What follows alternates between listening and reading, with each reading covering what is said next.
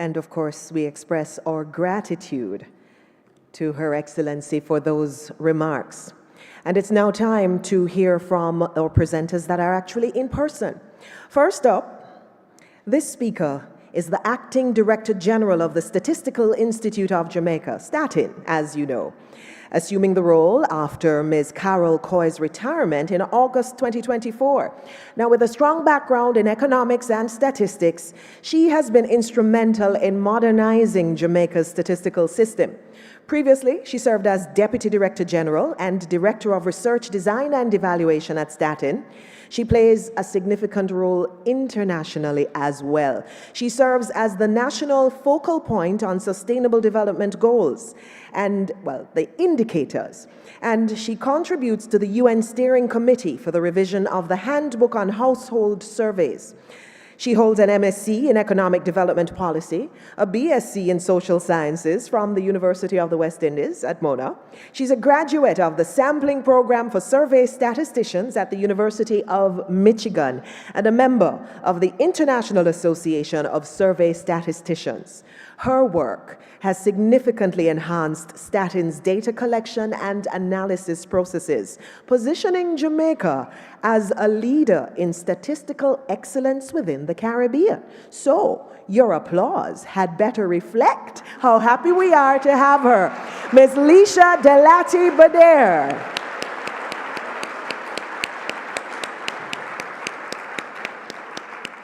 You're actually supposed to keep the applause going until she arrives at the microphone.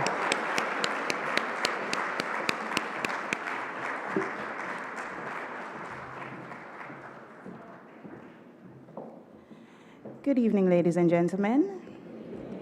All protocols observed. Thank you so much for having me here today. It is indeed my genuine pleasure to be here at this most important women's forum. So I'm Leesha Delatie-Budair, and my very able MC just introduced me. I'm currently acting as the Director General of STATIN, which is Jamaica's National Statistics Office. The theme of my talk today is the Jamaican woman more than a number? And it resonates very deeply with me because it perfectly encapsulates what I want to discuss, recognizing the multifaceted contributions of Jamaican women and looking beyond the headline indicators to truly understand our lived experiences. So let me start by painting a picture of where we stand. Jamaica boasts a vibrant and diverse population, and women comprise approximately half of that. As of 2019, there were approximately 102 women for every 100 men. Not 2 women for every 1 man, as Jamaican men like to say. No, our diversity as women is reflected in the generations that we span.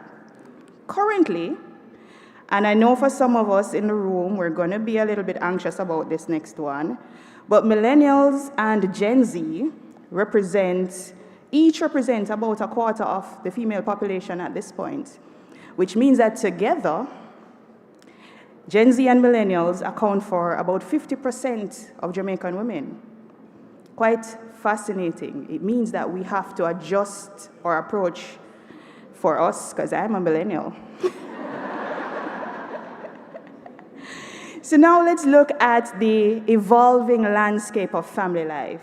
So as Jamaican women, we are daughters, we are sisters, we're mothers, we're spouses, we're strong and we're independent, but yet we're nurturing and we're caring. The 2021 Reproductive Health Survey revealed that most Jamaican of prime reproductive age, that's 15 to 49, are in some form of a union. So there are about 35% of Jamaican women that are either married or in a common law relationship, and about 30% are in a visiting relationship, as in they have a boyfriend or a girlfriend. Because we're very diverse, right? DEI is still allowed in Jamaica, correct? All right. Interestingly, we have seen, though, a very steady decline in fertility rates since 1973. So in 1973, there was this very, very effective marketing campaign. extremely effective. So in 1973, the fertility rate was 4.5. In 2021, when we did the RHS, it was 1.9, which means, ladies and gentlemen, that we're currently below replacement rates. And just to ensure we're all on the same page, replacement rate is 2.1, which means that on average, a woman should have 2.1 children. The average woman should have 2.1 children in order to replace herself and her partner to make sure that our population remains stable and doesn't change. That is the replacement rates.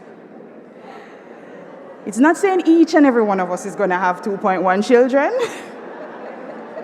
Because what we've been seeing over time is that not only are women having children later, they're having less children, and some none at all. And what this means is that we are having a different set of challenges as a population. We have an aging population. Because what we're seeing is that women are experiencing more increased fertility issues, right? And also, there is a greater participation in the labor market. Now, it brings us to the crucial area of education. And here is where we see some very encouraging trends. The October 2024 Labor Force Survey highlighted that in the Jamaican workforce, women are more educated than their male counterparts. Not surprising, right? Not surprising. Notably, what we're seeing as of October 2024 is that 21.9% of women in the labor force hold tertiary degrees, compared to just 10.9% of men. And in absolute terms, the number of women in the labor force with tertiary level education, 148,500, significantly outnumbers the number of men with tertiary level education, just 85,800. This educational advancement is offered by some as a possible reason for our declining fertility rates, because women are now pursuing higher education and more fulfilling careers. But here's the paradox that we have. So despite all of the educational successes that we still see some significant labor market challenges. The same October 2024 data revealed that there is a lower female labor market participation rate. So the participation rate of women in the labor force was 61.9% compared to men at 74.5%. We also experience a higher rate of unemployment, 4.5% for women, versus 2.6% for men. The question is why? Factors such as childcare responsibilities and the disproportionate burden of unpaid care work play a major factor. As women, we carry a tremendous mental load, juggling our careers while managing the countless needs of our families. We're bosses by days, amazing employees, but we still have to tend to all of those people who rely on us. I'm certain there are many women in this room today that can relate to that, right?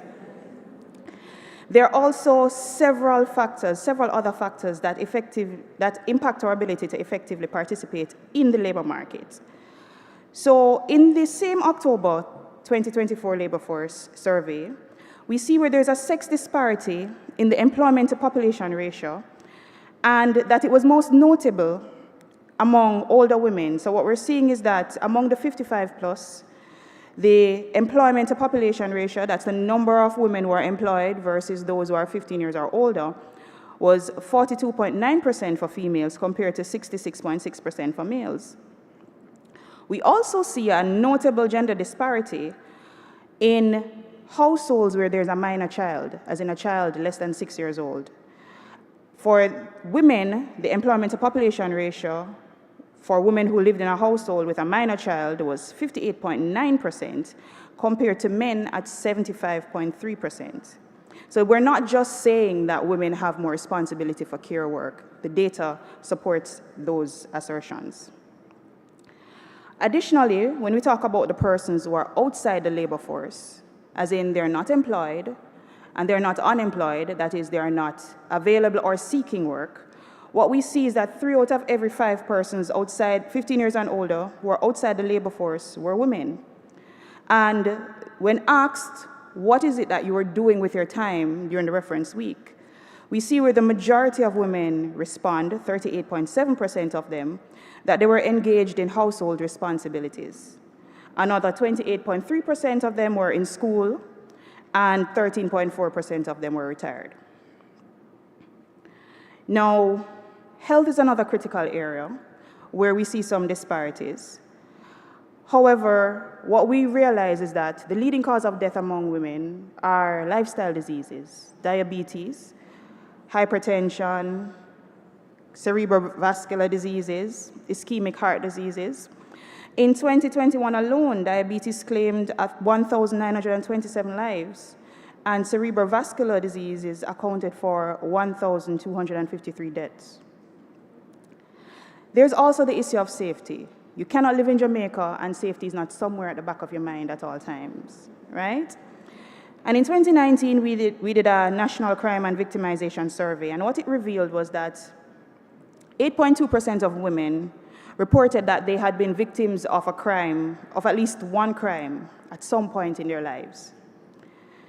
And, sorry, in the last 12 months, not at some point in their lives. 8.2% in the last 12 months of that survey, preceding that survey, said that they had been a victim of at least one crime. Now, this was very similar for men at 8.5%, but what we saw was that women were more likely to be victims of certain types of crimes.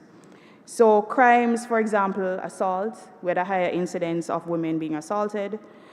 Additionally, too, when we asked women about their perceptions of safety, what we saw was that 10% of women over the age of 18, only 10% of them said that they felt unsafe walking alone during the day, but when you asked them about whether they felt safe walking alone in their community at night, that increased to about 1/3 of women.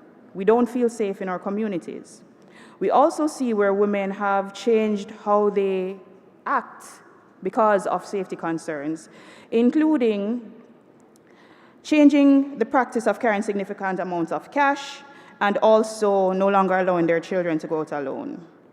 So in closing, these statistics, they offer just a glimpse, but they don't tell the full story.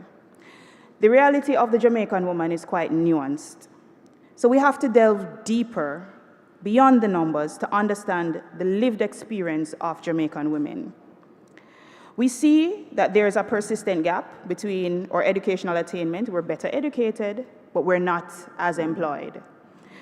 What we're also seeing is that women are disproportionately engaged in care work.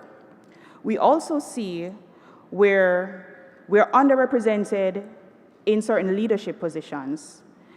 And it is crucial that we take the time to understand these disparities, but also to celebrate the many achievements of the Jamaican woman. We are the backbone of our families and our communities. We are entrepreneurs, innovators, caregivers, and leaders in our own right. So we are more than just a number. We are women. We are the heart and soul of our country. We are the ones who keep Jamaica going. And it is important that we appreciate and understand that. And in closing, before I come down, because I see the signal that my time is up, it would be remiss of me as leading STATIN to not do a shameless plug, right?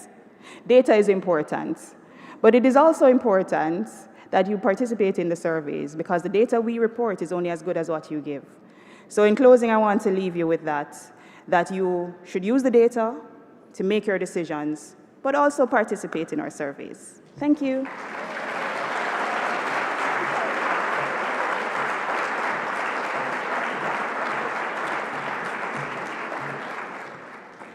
I love the way that she just seamlessly turned the figures into pictures and stories. One more time, please.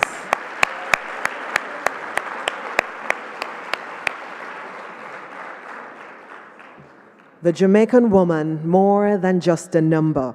Now, we're still in our development.